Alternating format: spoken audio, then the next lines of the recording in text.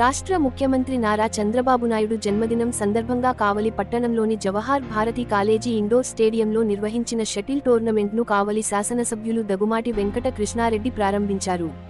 క్రీడలు శారీరక దృఢత్వంతో పాటు మానసిక ఉల్లాసాన్ని కలిగిస్తాయని తెలిపారు.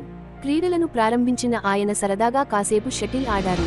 క్రీడాకారులను పరిచయం చేసుకున్నారు. గెలిచినప్పుడు ఒదిగి ఉండాలని, ఓడినప్పుడు కృంగిపోకుండా తిరిగి విజయం కోసం ప్రయత్నించాలని క్రీడాకారులకు తెలిపారు.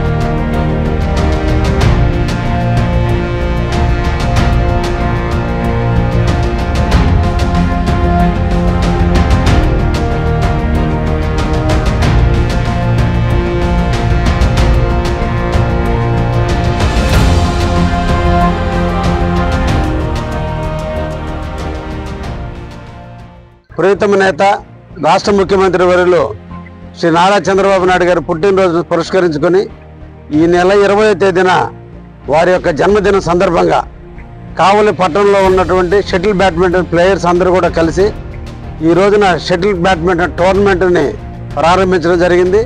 దాదాపు ఒక 70 టీముల వరకు ఆడి రేపటి ఆయన పుట్టినరోజున బహుమతి ప్రదానం అందించే విధంగా మా మిత్రుడు దేవరకొండ శ్రీను, అదేవిధంగా మధుసూదన్ రెడ్డి వీళ్ళిద్దరు కూడా దీన్ని ఆర్గనైజ్ చేసి ఈ రోజున ఈ కార్యక్రమాన్ని ఆహ్వానించడం కూడా జరిగింది.